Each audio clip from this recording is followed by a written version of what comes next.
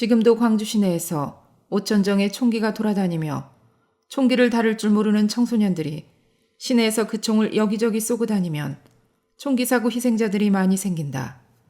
그런데 이상하게도 광주 사태가 끝난 지 16년 후에 태어났기에 광주 사태와 그 어떤 관계도 있을 수가 없는 전우원 씨가 광주 민간인 총기 난사로 희생자들이 발생한 사건에 대하여 심한 죄책감을 느끼는 삶을 살고 있다. 그러면 지난 3월 30일 광주를 방문하여 사과를 시작한 전우원 씨가 4월 10일부터는 광주에서 상주하며 사과하겠다고 하는데 그가 사과해야 할 이유가 무엇인지 살펴보자. 지난 3월 31일 광주를 방문한 전우원 씨는 제일 먼저 중흥동 시민군 문재학군의 어머니 김길자 씨를 제일 먼저 포옹하였다. 김길자 씨는 오랫동안 전두환 전 대통령을 괴롭혀온 인물이다. 우원 씨가 광주 사태에 대하여 객관적으로 판단하려면 자기 할아버지 회고록도 읽어보아야 하는데 읽지 못한 이유는 김길자 씨가 2017년 4월에 광주 단체들과 함께 멀리 연희동 자택까지 찾아와 전두환 회고록 출판 및 배포 금지 요구에 앞장섰기 때문이었다. 지난 2019년 11월 초에 전두환 전 대통령께서 건강을 위해 모처럼 한번 골프를 치셨다는 뉴스가 보도되자 즉시 11월 12일에 광주 단체들이 연희동 전 대통령 자택 앞으로 몰려와 전두환 화영식을 벌였다. 그때 김길자 씨가 한 말을 2019년 12월 11일자에 오마이뉴스 기사는 이렇게 보도한다. 이날 전 씨의 집 앞에는 1980년 5월 27일 계엄군에 의해 전남도청에서 사망한 고등학교 시민군 고 문재학군의 어머니 김길자 씨도 왔다. 김길자 씨는 자꾸 전두환이 광주에서 총을 안 쐈다라고 주장하는데 그럼 그 수많은 사람들은 누가 쏴 죽인 것이냐 라면서 나는 내 아들의 목이 덜렁덜렁했던 기억이 아직도 선명하다. 전두환은 5월 영령 앞에 진심으로 사죄하고 석고대죄하라 라고 울분을 토해냈다. 문재학군이 전남도청에서 사망하였다는 오마이뉴스 기사도 가짜뉴스요. 자기 아들의 목이 덜렁덜렁했던 기억이 아직도 선명하다는 김길자 씨의 말은 듣는 이에게 혼동을 주는 말이다. 당시 나이 16세로서 광주 상고 1학년이었던 장발의 문재학군은 공수부대원 군복과 비슷한 얼룩무늬 군복을 입고 있었기에 도청 시민군들의 사격 표적이 되었다. 문재학군이 5월 25일 집을 나간 후 며칠 동안 소식을 알 수 없었다. 오마이뉴스의 가짜뉴스와 달리 문재학군의 시신은 5월 27일 아침에 전남 도경에서 발견되었는데 이것이 미스테리이다. 무장한 민간인들이 도청 공무원들을 내쫓고 도청을 점거하고 있었던 것도 용납이 안 되는데 무장한 고등학생이 경찰관들을 내쫓고 경찰청을 점거하고 있었다는 것이 용납이 되겠는가? 고등학생이라면 고등학생이 총기를 무장하고 경찰청을 점거하고 있으면 안 된다는 상식이 있었을 터인데 5월 27일 새벽에 왜 그가 그곳에 있게 되었는지는 아직도 아무도 모르는 미스테리이다. 자기 아들의 목이 덜렁덜렁했던 기억이 아직도 선명하다는 김길자 씨 말과 달리 실제로는 그녀는 계엄사가 찍어놓은 사진으로 아들을 확인할 수 있었다. 문재학군은 광주 상고 교복 위에 얼룩무늬 교련복을 걸치고 있었기에 검시관이 인상착의를 기록할 수 있었고 전남일보에 사망자 명단이 실린 후 학교 담임선생님의 연락을 통해 명단에 재학이 이름이 있음을 듣게 되었다. 교무수첩 속의 사진과 계엄사가 찍어놓은 사진을 대조하여 묘지번호 104, 관번호 94번 시신이 문재학군이 맞다는 판단을 하게 되었던 것이지 사고 즉시 육안으로 확인한 것은 아니었다. 2019년 12월 13일자 광주 CBS 방송 프로그램 전두환의 공작 505 보안부대 2부에서 김길자 씨는 자기 아들이 5월 21일부터 총을 들고 다닌 사실을 이렇게 정당화한다. 그러면서 하는 말이 당신 아들이 잘한 줄 아냐고. 경찰이나 군인이 총칼을 드는 것이지 당신 아들이 총칼 들고 같이 싸운 게 잘한 것인 줄 아냐고 그래요. 그래서 내가 그랬어요. 그러면 누가 먼저 사람을 죽였는가? 그것은 원래 원칙을 따져서 말을 해야지. 무조건 학생들 보고 총칼 들었다고 잘못한다고 하면 되냐고. 그렇게 19일, 20일 사람을 죽이니까 21일 날 시민이 다 나선 것 아니냐고. 그러니까 그 말대답은 못하고 아무 소리 안 하고 있습니다. 그러나 이것은 김길자 씨가 또 거짓말을 한 것이다. 5월 19일, 20일에 누가 죽었는가? 폭력 시위대가 5월 20일 밤 9시경에 경찰관 4명을 달리는 버스로 깔아뭉개어 살해한 데 이어 제대 한 달 남은 정관철 중사를 11톤 트럭으로 깔아 죽였다. 죽은 쪽은 군경이요. 가해자는 난동을 부리던 민간인들이었다. 5월 21일에 자기 아들이 군용 차량을 타고 다닌 사실을 김길자 씨는 이렇게 증언한다. 19일부터는 휴교령이 내려서 제 아기를 집 밖으로 못 나가게 단속했는데 21일에는 친구 집에 간다면서 나갔다. 다음 날 하룻밤을 밖에서 자고 돌아온 제 아기는 전날 시민군 차를 타고 돌아다녔다고 하였는데 목이 쉬어 있었다. 만 15세 소년이 군용 차량을 탈취하여 타고 다니는 광주는 무법천지였다. 만 15세 소년이 군용 차량을 탈취하여 타고 다녀도 되는가?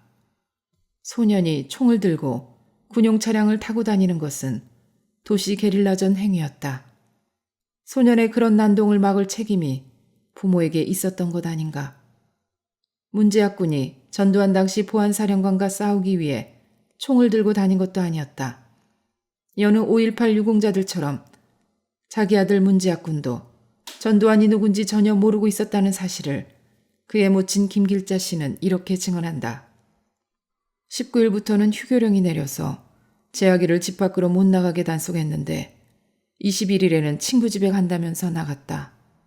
다음 날 하룻밤을 밖에서 자고 돌아온 제 아기는 전날 시민군 차를 타고 돌아다녔다고 하였는데 목이 쉬어 있었다. 김대중 씨가 구속되었대요. 그리고 누군지는 모르지만 전두환이 보고 물러가라고 외치고 다녀요. 전우원 씨가 문재학 군을 민주주의의 아버지라고 불렀다. 그러나 만 15세의 나이가 한창 공부를 해야 할 나이이지 군복 차림으로 총을 들고 정치를 하고 다녀야 할 나이였겠는가. 이 사진과 이 영상 속에 문재학 군이 있었을지는 모르지만 이 사진 속의 복면 무장 청소년들은 문재학 군과 함께 총을 들고 거리를 배회하던 광주 상고 학생들이었다. 우원 씨는 미국에서 15세 소년이 총기 난사하는 것을 민주화 운동이라고 부르는 것을 들어본 적이 있는가?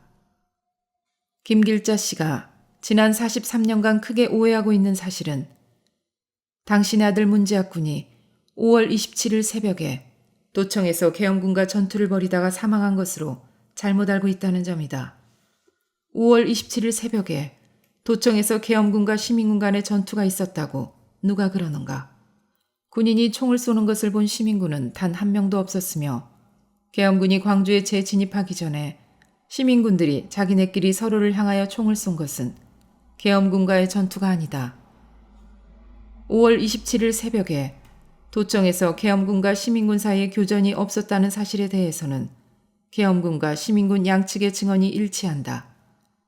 새벽에 깡소주를 마시고 술에 취해 있었던 도청 시민군들은 새벽 4시에 새벽종이 울리자 어둠 속에서 갑자기 서로를 향하여 총질하기 시작하였다. 기동타격대 대원들이었던 청소년들은 5월 26일 저녁에 도청 안에서 양담배만 피웠던 것이 아니라 깡소주도 마셨다. 중학교를 중퇴한 후 7년간 빈둥거리는 생활을 하다가 광주 사태를 맞이하여 광주 사태 마지막 저녁이었던 5월 26일 오후에 기동타격대 제6조 대원이 되었던 나일성은 기동타격대는 광주에 보르라는 제목의 그의 증언록에서 그의 소대는 무기를 지급받은 직후 깡소주를 마시고 담배를 피웠음을 이렇게 증언한다. 곧바로 사이렌 소리가 울렸다. 비상이 걸리고 도청에서 총기를 지급했다. 순식간에 도청에 긴장감이 돌았다. 나도 카빈과 실탄, 이클립을 지급받았다. 즉석에서 총 쏘는 법을 배웠다. 우리 소대는 도청을 사수하라는 명령을 받았다.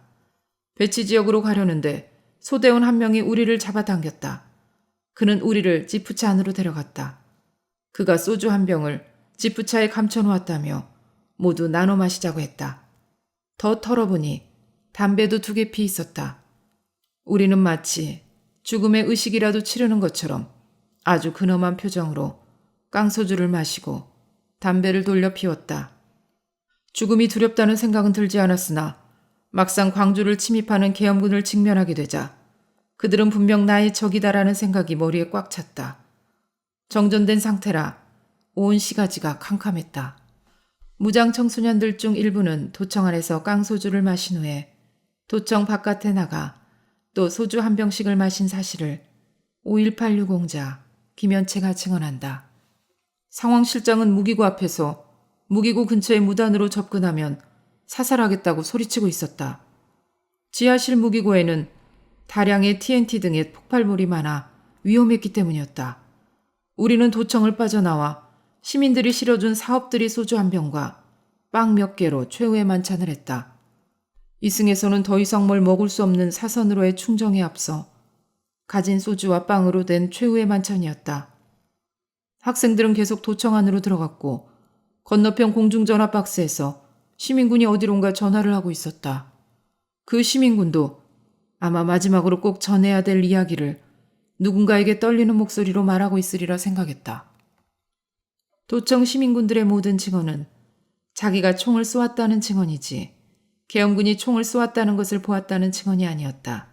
무장 난동자들이 무기 반납을 끝까지 거부하자 최규하 대통령이 새벽 2시가 넘어서 마침내 계엄군 광주 재진입을 재가하셨고 새벽 4시 반경 도청에 진입한 계엄군 특공대 70여 명의 임무는 시민군 무기의 강제 회수였지 시민군 사살이 아니었다. 실탄이 떨어질 때까지 서로를 향하여 총질하던 시민군들은 막상 계엄군이 도착하자 모두 순순히 무기를 반납하였기에 도청 구간에서는 5월 27일 새벽에 계엄군과 시민군 간의 전투가 전혀 없었다. 새벽 4시에 2학년이 소등하여 도청 안팎이 칠흑같이 어두워졌고 아무것도 안 보이게 되었을 때 윤석누가 사격 명령을 내렸다. 시민군들은 모두 도청 2층 복도에 있었으며 창밖으로 총을 쏘면 그 총탄들이 도청 정문 쪽과 도청광장 분수대 쪽에 배치된 자기 편 몸통에 꽂히게끔 되어 있었다. 광주단체들이 시민군 대장이라고 부르는 박남선은 5월 27일 새벽 자기가 분수대 근처와 정문 앞에 배치된 시민군들을 향하여 총을 쏜 무용담, 즉 자신의 공적을 이렇게 증언한다. 나는 분수대 건너편 어둠의 도시에다 총을 그어대기 시작했다. 그것은 살고자 하는 몸부림이었고 분노에 대한 절규였으며 이 학살극에 뛰어든 나의 역할이었다. 나는 총알을 다 쏜 다음 탄창을 갈아 끼우고 2층으로 올라갔다. 많은 동지들이 나를 따랐다. 2층으로 올라서자 복도의 유리창을 모두 깨라고 고함을 질렀다. 쨍그랑 탁! 유리창은 파열음을 쏟으면서 조각들을 사방으로 튕겨냈다. 나는 총구를 유리가 없어져 텅 빈 창턱에 올려놓고 금남로를 내려다보았다. 분수대 근처와 정문 앞 곳곳에 시체가 널려 있었다. 몇 걸음 안 되는 곳이었지만 그들은 이미 내가 접근할 수 없는 아득한 죽음의 땅에 쓰러져 있었다. 박남선의 총은 유탄 발사기가 장착된 M16 자동 소총이었다. 시민군 총에 맞은 시민군들의 비명소리가 들리는 곳을 향하여 여전히 총기를 난사한 무용담을 박남선은 이렇게 증언한다. 거리에는 노란 섬광이 반딧불처럼 반짝이면서 날아다니고 비명소리, 총소리가 범벅이 되어 떠다니고 있었다. 나는 계속 긁어대기 시작했다. 총의 약실에서는 탄피가 낙엽이 떨어지듯 우수수 떨어졌다. 5월 27일 새벽에 오직 시민군들만 분수대 쪽과 도청 정문 쪽으로 총을 쏘았다. 분수대 쪽과 도청 정문 쪽으로 한참 총을 쏜 박남선은 2014년에 출간된 그의 5.18 증언록 도서 5월 그날 시민군 상황실장 광주 상황보고서 제2부에서 박남선은 도청 경비를 위해 분수대 근처와 정문 앞 곳곳에 배치되어 있었던 시민군들이 도청 본관 2층 복도에서 쏜 시민군들 총에 맞고 쓰러진 광경을 기록한다. 2층으로 올라서자 복도의 유리창을 모두 깨라고 고함을 질렀다. 쨍그랑 탁! 유리창이 파열음을 쏟으면서 조각들이 사방으로 흩어졌다. 나는 유리가 깨진 유리창 턱에 총구를 올려놓고 금남로를 내려다보았다. 분수대 근처와 정문 앞 곳곳에 우리 시민군의 시체가 널려 있었다. 도청 2층 복도 창가에 배치된 무장시민들이 도청 정문 쪽에 배치된 무장시민들을 향해 30분간 간헐적 사격을 하였다. 박남선 본인이 주도하여 분수대 쪽으로 맹사격하였다. 박남선은 자신의 사격으로 여러 명의 무장시민들이 쓰러진 것을 보고서도 계속 그쪽을 향해서만 총기 난사를 하였다. 바로 이때 도청한 무장시민들이 도청 전면 건물 1층부터 3층까지 복도의 유리창을 모두 깨고 창틀에 총을 거치하고 배치되어 있던 상황을 황석영은 이렇게 기록한다. 도청 방어 병력은 도청의 담벽 주위로 전면과 측면 쪽에 2~3명이 한개조가 되어 2m 간격으로 밀집 배치되었다. 도청의 뒤로는 약 40명 정도만 부속 건물에 배치했다. 그리고 나머지 전원은 도청 전면 건물 1층부터 3층까지 복도의 유리창을 전부 깨고 도청 앞 광장을 향하여 배치됐다.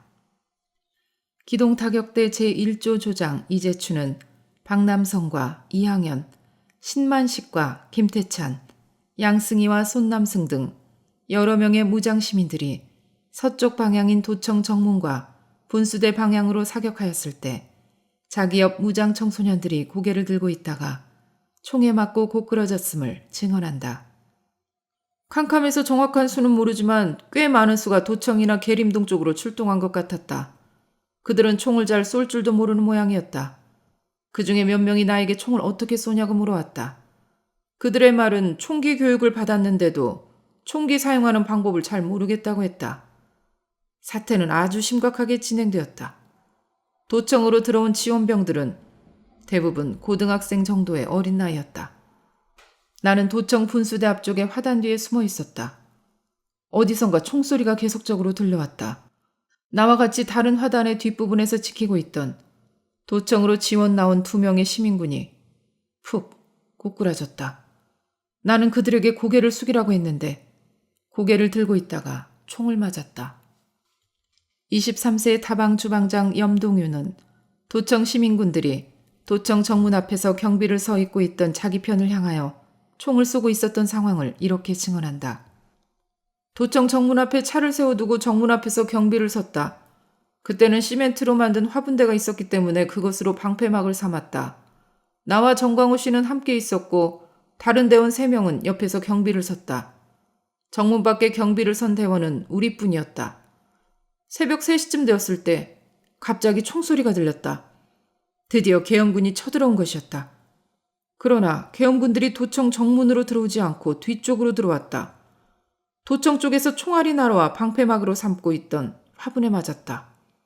화분이 시멘트라 돌가루가 내 얼굴로 튀어 얼굴에서 피가 났다. 나는 순간 흥분하여 도청 정문을 넘어 안으로 들어가 악을 썼다. 어디 대고 총질이냐? 모두 다 죽인다! 그렇게 악을 쓰고 다시 제자리에 돌아와 담배를 3분의 2쯤 피우는데 본격적으로 총을 쏘아대기 시작했다. 박남성과 신만식 등 시민군 간부들의 총은 M16이었다. 도청 시민군들이 분수대 쪽, 즉 자기 편을 향하여 M16 연발 사격을 하여야 할 이유가 있었을까? 그때까지 도청원과 분수대 쪽에서는 계엄군이 한 명도 없었음을 5.18 유공자 염동유가 증언한다. 나는 조금 전에 기세는 사라져버리고 다만 M16의 연발로 나가는 총소리에 기가 질려 있었다. 나와 정광호 씨는 군복 상의를 벗어 길바닥에 던지고 가지고 있던 카빈총 역시 길바닥에 던졌다. 군복 하의와 경찰 혁대, 수갑, 기동 타격대증은 미처 버리지 못했다. 총소리가 뜸했다가 다시 연발로 들리곤 했다. 총소리가 뜸해지자 우리는 손을 들고 도청 안으로 들어갔다. 그때까지 도청 안과 분수대 쪽에서는 계엄군이 한 명도 보이지 않았다. 즉, 계엄군이 먼저 총을 쏘니까 시민군이 계엄군과 교전을 하였던 것이 아니라 계엄군은 단 한 명도 없었음에도 시민군들끼리 서로를 향하여 총을 쏘았던 것이다. 5월 27일 새벽부터 아침 사이에 상무관 쪽에 배치되어 있었던 시민군들은 이구동성으로 그쪽에는 계엄군이 없었다고 증언한다. 우리는 광주경찰서를 바라보고 상무관 벽에 몸을 기대고 있었다. 상무대 앞에는 계엄군이 없었다. M16으로 무장하고 있었던 조사부 부장 10만씩은 그럼에도 자기 편이 배치되어 있는 상무관 쪽으로 M16 사격을 한 사실을 이렇게 증언한다. 나는 본관 2층 복도에 서서 상무관 쪽을 향해 M16 총을 있는 힘껏 드르륵 긁어댔다. 1988년 월간 국민일보 10월호에 죽은 자가 산자에게 말한다라는 제목으로 기고한 글에서 위성삼은 도청 뜰 앞에 방어선을 치고 무장시민들을 배치하는 순간 2층 난간의 무장시민들이 도청 뜰 앞 쪽으로 M16을 난사하였으며 1층에서도 상황실 쪽에서 즉 조사실에서 동신고교생 양승희가 총을 쏘고 있었을 때 무장시민 한 명이 시민군 총기 오발 사고로 상황실에 쓰러져 있었음을 이렇게 증언한다. 27일 새벽 살풋이 잠이 들었는데 새벽 4시경 계엄군이 들어오고 있다는 비상벨이 요란하게 울렸다. 우리들은 재빨리 움직여 탄약을 지급받고 도청뜰 앞, 옆, 뒤에 방어선을 쳤다. 엄폐물을 중심으로 각 2인 1조씩 배치를 시키고 있을 무렵 갑자기 2층 난간에서 M16이 난사되었다. 너무 어두웠기 때문에 상대를 분간하기 힘들었다. 무조건 우리 편인이 쏘지 말라! 고 외쳤다.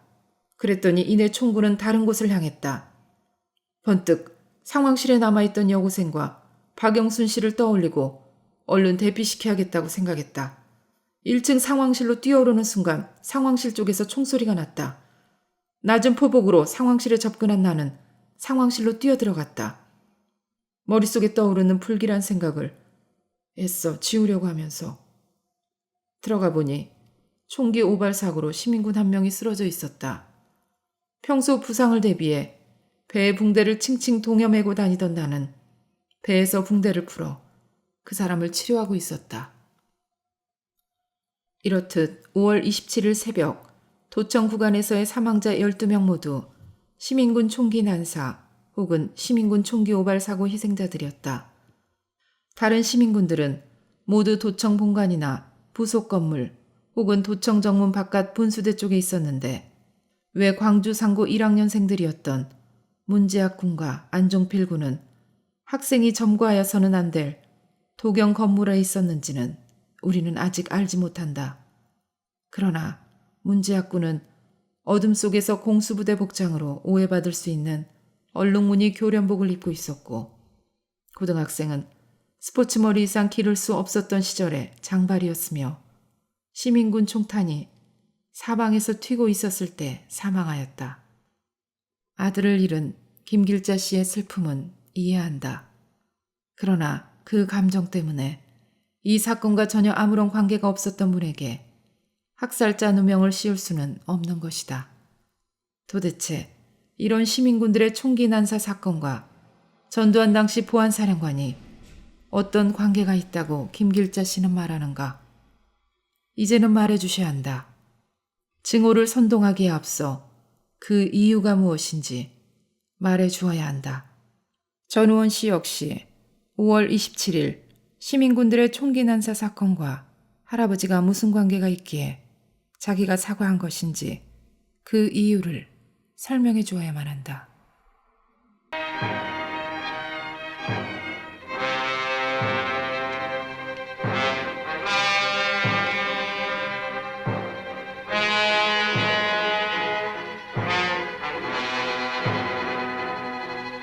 때는 왔다는 듯이 북괴는 정규 방송을 전면 중단하고 우리의 혼란을 선동하고 있습니다. 여기 평양 방송을 통해서 발악하는 선동 구호를 들어봅니다. 생명의 민주주의를 위한 남조선 인민들과 청년 학생들이 정의의 애국적 투쟁을 적극 지지한다.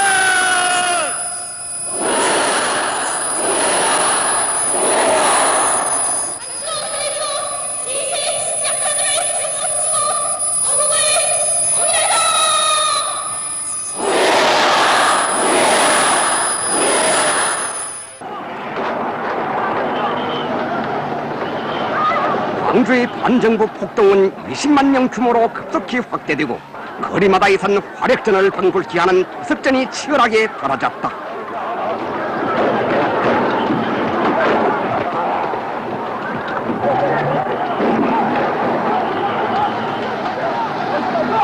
폭동 군중들의 거세찬 돌벼락에 만신창이 된 괴뢰 군경 놈들.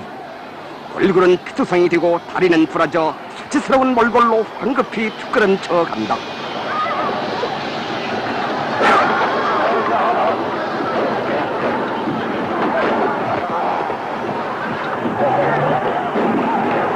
전두환 파쇼 도당은 광주의 시위 군중을 진압하기 위해 서울에 주둔해 있던 괴뢰군 2개 법영연대 5,000명을 황급히 출동시켜 또다시 있는 탄압에 내몰았다.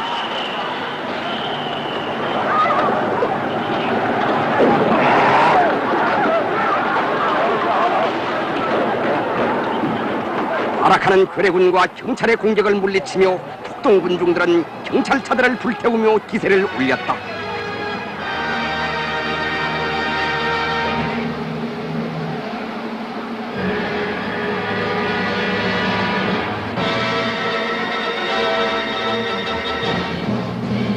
(5월 19일) 1만 5천 명에 달하는 시위 군중은 괴뢰군의 저지선을 단숨에 돌파하고 광주 사태를 외국 보도하던 한국문화방송 광주지국과 동아일보 지국을 불태워버렸다.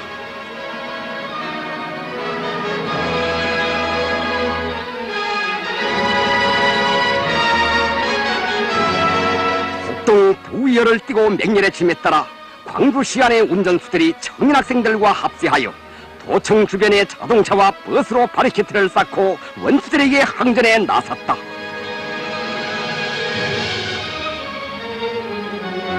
무정부 상태에 빠진 광주는 점차 폭동군의 손에 장악되어 갔다.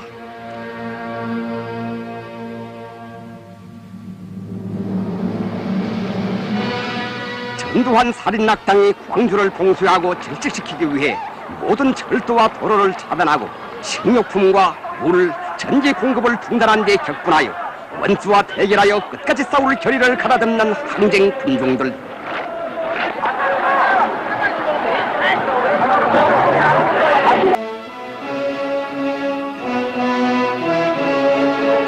적수공군의 시위자들에 대한 파쇼 도당의 악랄한 살인 만행에 격분한 청년 학생들은 노한 파도마냥 향토 예비군의 무기고와 경찰들을 들이치고 손에 무기를 틀어잡기 시작했다.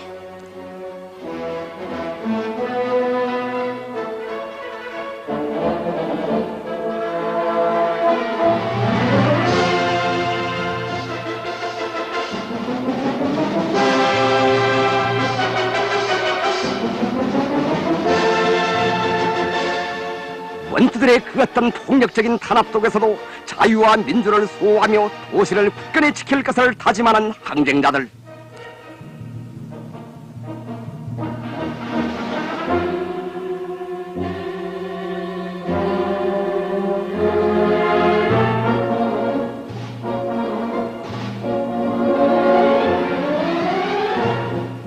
광주의 청년 학생들과 시민들의 시위는 드디어 무장폭동으로 발전했다.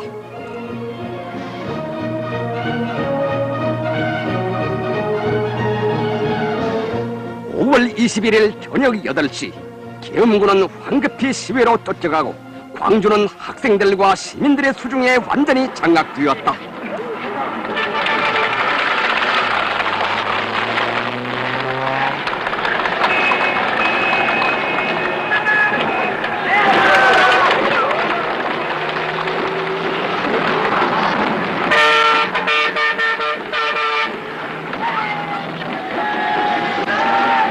계엄군에서 빼앗은 자동차와 장갑차를 타고 거리를 도는 공기자들.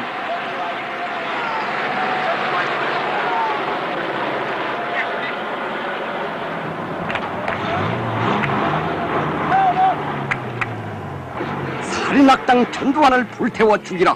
계엄령을 철폐하라. 시민 학생들이 흘린 피를 보상하라. 손에 무장을 잡고 원수와의 결전에 나선 30만에 달하는 학생 군중과 시민들.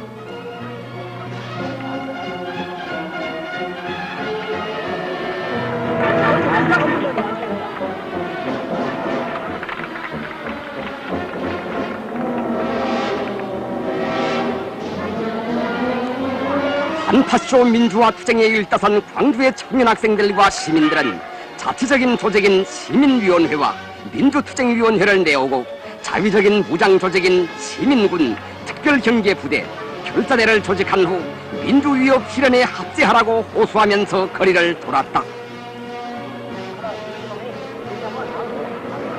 광주의 폭동군중은 도시를 완전히 장악한 후 인민들의 열렬한 환영을 받으면서 나주의 경찰 지서들을 점거하기 위해 시외로 진출했다.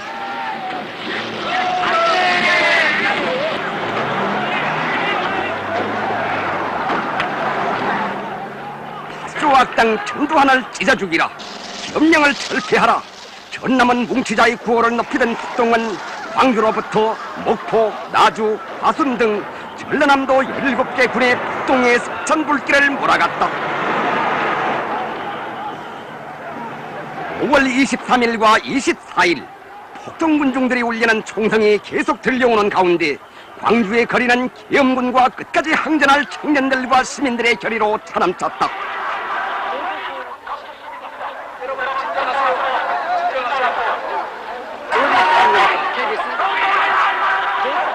계엄령 해제, 전두환 퇴진이라는 두 가지 요구가 관철되지 않는 한 끝까지 항전할 결심 밑에 도시를 더욱 억세게 지켜가는 동기자들.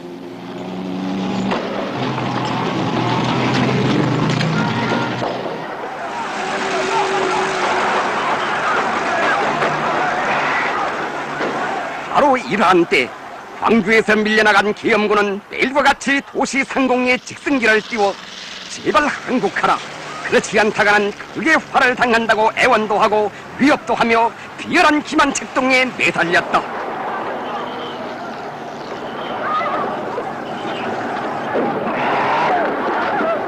원투들이 발악할수록 광주 시민들은 항쟁자들과 운명을 같이 할 각오 밑에 동기자들에게 힘을 주고 용기를 주며 그들을 적극 지원했다.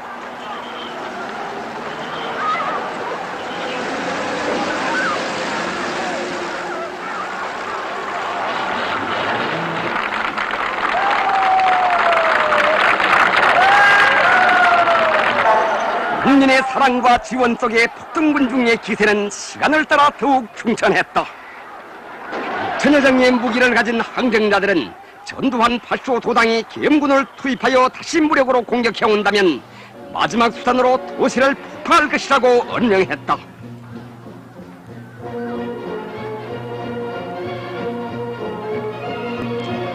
(5월 26일) 폭동군중들은 광주에서의 계엄군의 마지막 아성 도청을 점령했다.